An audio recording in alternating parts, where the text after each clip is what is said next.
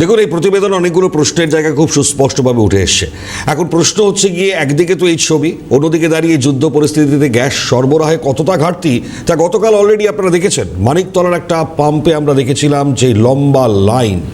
আজ মানিকতলা নয়, চলে যাব বাঙুরে। বাঙুরের ছবিটা কি আজ সকাল থেকে ছবিটা দেখাবার চেষ্টা করি। এই মুহূর্তে আপনারা দেখতে পাচ্ছেন, দেখুন ঠিক এই অবস্থা।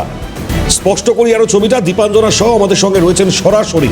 দীপাঞ্জনা, গতকালও যখন কথা হচ্ছিল ঠিক এই ছবি দেখছিলাম আমরা, মারাত্মক অবস্থা। আজকেও কি ঠিক তাই?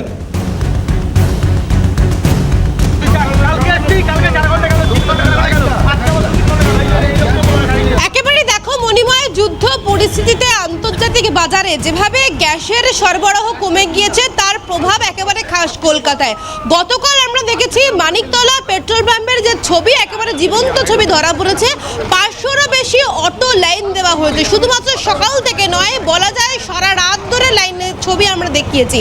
ইতিমধ্যেই একেবারে বুধবার সকালে যে ছবি তোমাকে দেখাবো, বাঙুর পেট্রোল পাম্পের সেই ছবি তোমাকে সরাসরি একবার দেখাই। এখানে অটো চালকরা রয়েছেন এবং তোমাকে প্রথমে ছবি দেখাবো, তারপরে কথা বলবো। যে ছবি তুমি দেখতে পাচ্ছ, একেবারে পেট্রোল পাম্পের প্রথম সারির লাইন যেটা তুমি দেখতে পাচ্ছ, ঠিক 2:40 থেকে কিন্তু সেই লাইন শুরু হয়েছে।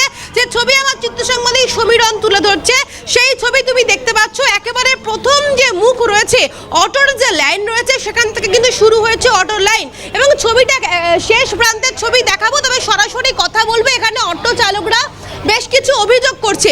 কোন কোন অভিযোগ সামনে আনছেন তারা, কারণ রাত থেকে তারা এখানেই দাঁড়িয়ে রয়েছেন। কোন কোন অভিযোগকে সামনে আনছেন? এইখানে ম্যাম এর গাফিলতির ফলে আজকে এখান থেকে গ্যাসের গাড়িটা চলে গেল।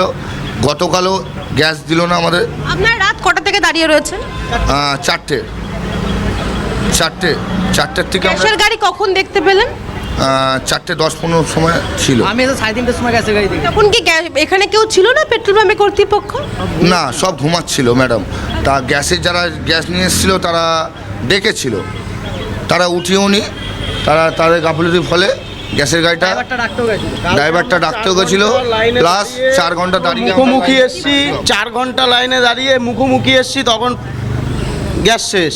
তারপরে আমরা সবাই বাড়ি চলে গেলাম। আবার বললো সকালবেলা আসো, 7টার মধ্যে দেওয়া শুরু হয়ে যাবে। এখন এসে দেখছি যে গাড়ি এসেছিলো, গাড়ি চলে গেছে।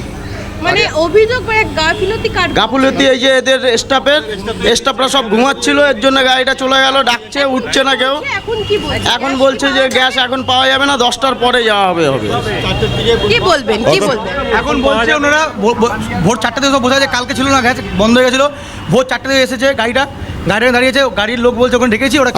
একেবারে এরপর অটো চালানোর তো দায় হয়ে যাবে, যা পরিস্থিতি এই মুহূর্তে চলছে। দীপাঞ্জনা, ধন্যবাদ। আপাতত কথা বলো তাদের সঙ্গে, আরো বিষয় সম্বন্ধে জানো। পরবর্তীতে আবারও যোগাযোগ করবো তোমার সঙ্গে।